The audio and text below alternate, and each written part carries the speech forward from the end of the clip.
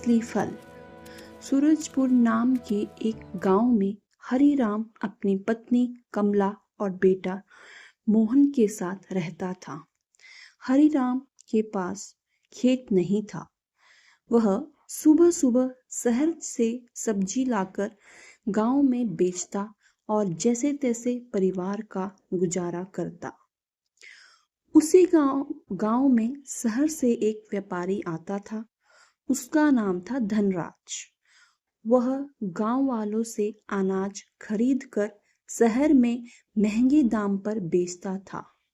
एक दिन धनराज गांव में काम करते करते देर हो गई, रात होने लगी। वह सोचने लगा, अगर मैं किसान के घर रुक गया तो वे अगली बार अनाज महंगा बेचेंगे, मेरा नुकसान हो जाएगा। तभी उसे हरिराम दिख गया।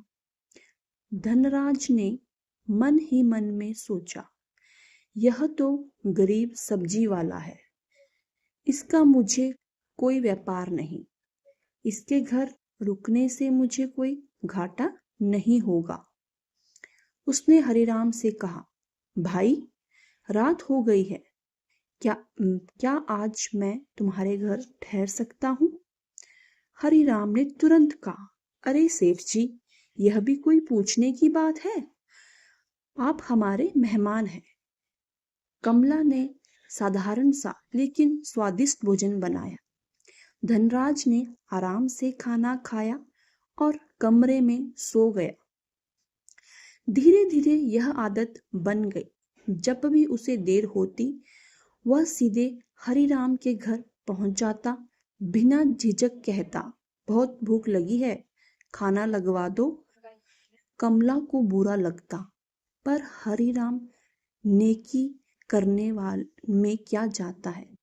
एक दिन कमला ने कहा, सुनिए, गांव में सब्जी नहीं बिकती, आप शहर जाकर बेचिए, वहां ज्यादा मुनाफा होगा।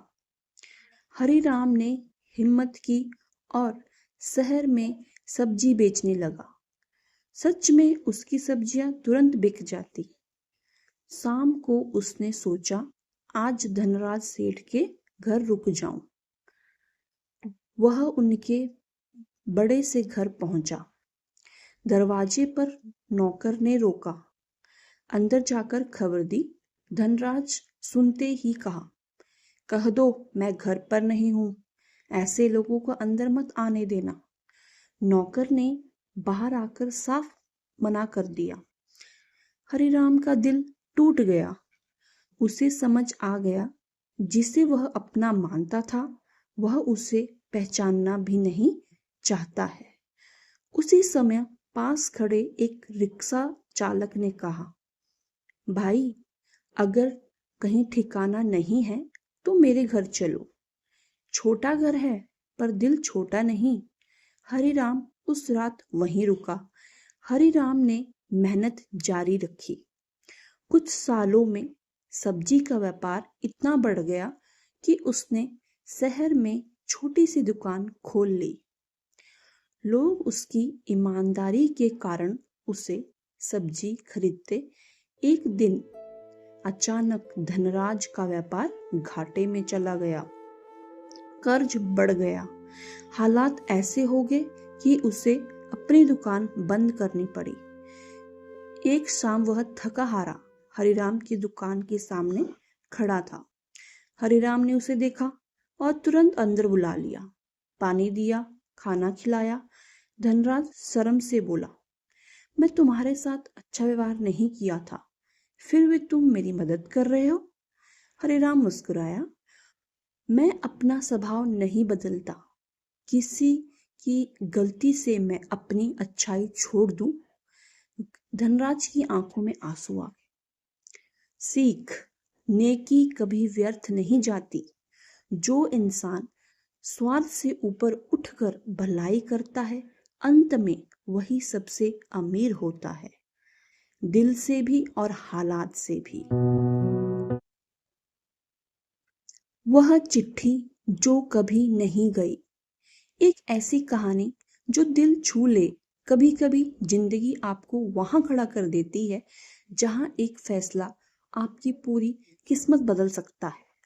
यह कहानी है एक छोटे से गांव के लड़के विवान की।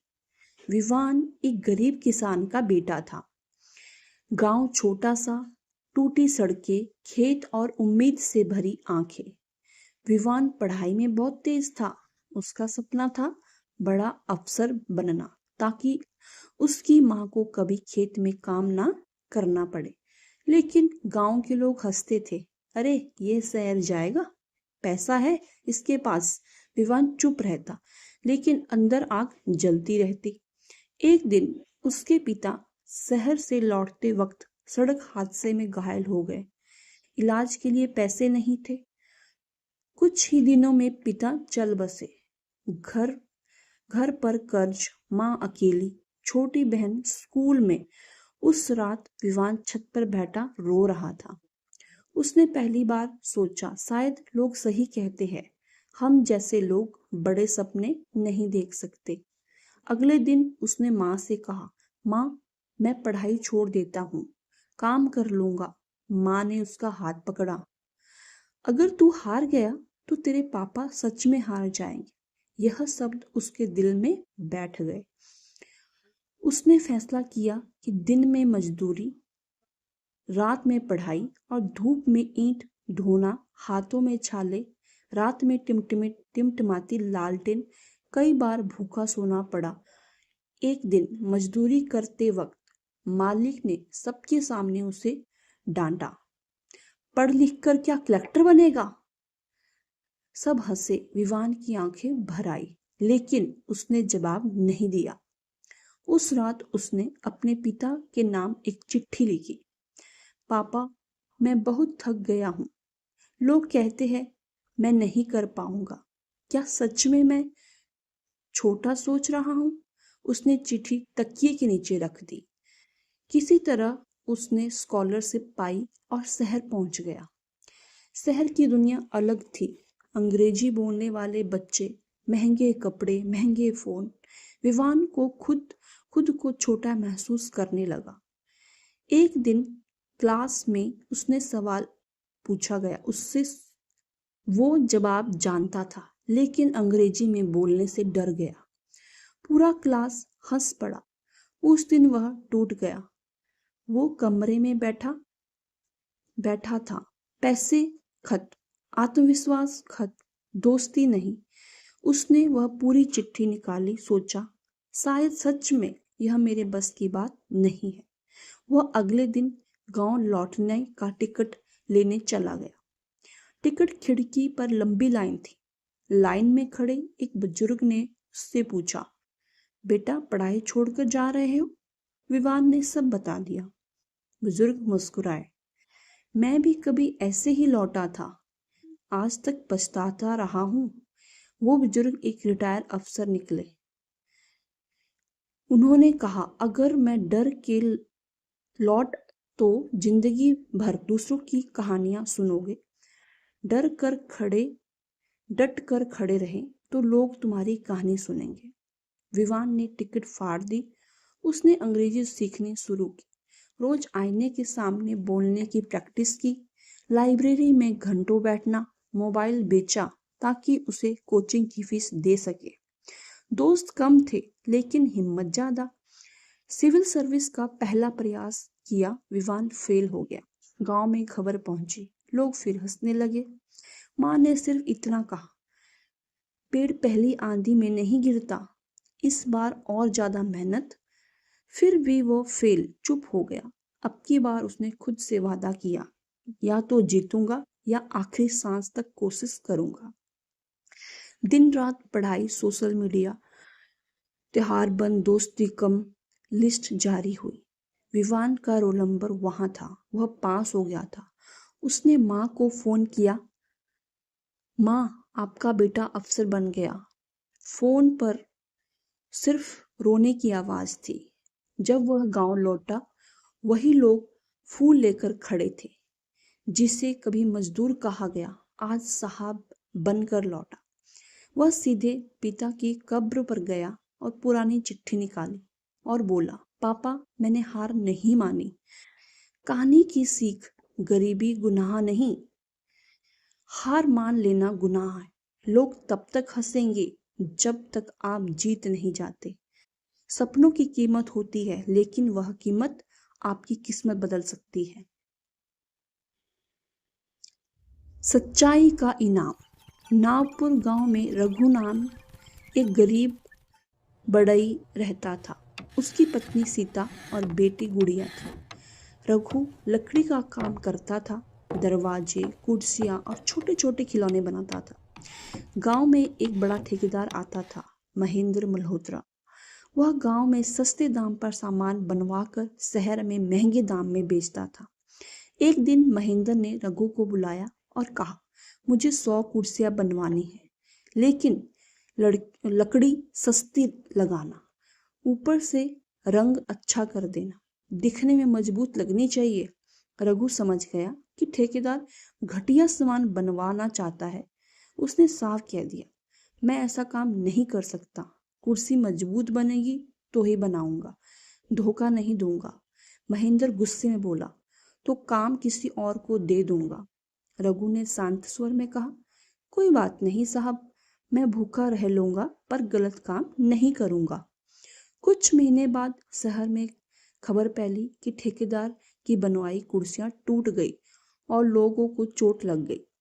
उसका व्यापार डूबने लगा। उसी समय शहर के एक बड़े होटल के मालिक को मजबूत और टिकाऊ फर्नीचर चाहिए था।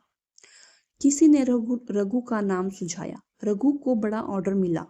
उसने पूरी ईमानदारी से मजबूत कुर्सियां बनाई। होटल मालिक बहुत खुश हुआ और बोला, तुम्हारी सच्चाई ही तुम्हारी पहचान है। धीरे धीरे रघु का नाम शहर में मशहूर हो गया। उसकी छोटी सी कार्यशाला एक बड़े कारखाने में बदल गई।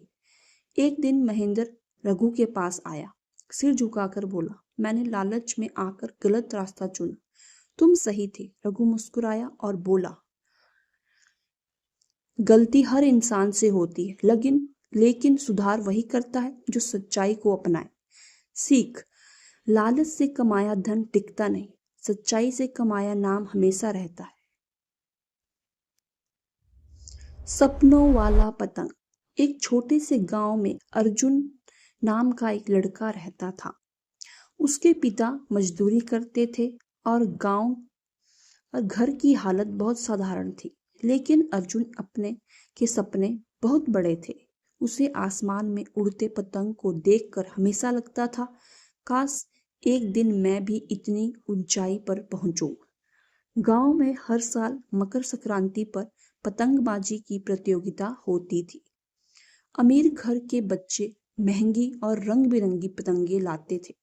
अर्जुन के पास पैसे नहीं थे, इसलिए वह पुरानी अखबार से पतंग बनाता था। लोग हंसते थे, अरे अर्जुन, यह कागज की पतंग हवा में टिकेगी भी या नहीं। लेकिन अर्जुन हार मानने वालों में से नहीं था। उसने कई बार कोशिश की। उसकी पतंग बार बार गिरती, फटती, लेकिन वह हर बार उसे जोड़कर फिर से उड़ाता। एक दिन गांव में एक बूढ़े कारीगर आए जो पतंग बनाने में माहिर थे। उन्होंने अर्जुन की मेहनत देखी और बोले, बेटा, पतंग सिर्फ कागज से नहीं उड़ती, मेहनत और भरोसे से उड़ती है। उन्होंने अर्जुन को मजबूत ढांचा बनाना सिखाया। अर्जुन ने पूरी रात मेहनत की और सबसे अच्छी पतंग बनाकर तैयार की। प्रतियोगिता का दिन आया। सबकी नजरें रंगीन और महंगी पतंगों पर थी। अर्जुन ने अपनी साधारण सी पतंग उड़ाई। शुरू में वह नीचे डगमगाई, लेकिन अर्जुन ने धैर्य रखा। धीरे धीरे उसकी पतंग ऊपर उठने लगी और फिर ऊंची उड़ने लगी। गांव वाले हैरान थे। जो लोग हंसते थे वही तालियां बजा रहे थे। उस दिन अर्जुन ने सिर्फ प्रतियोगिता नहीं जीती, उसने खुद पर विश्वास करना सीख लिया। वर्षों बाद वही अर्जुन बड़ा होकर एक सफल इंजीनियर बना। जब भी वह किसी मुश्किल का सामना करता, उसी पतंग को याद करता और काम में लग जाता।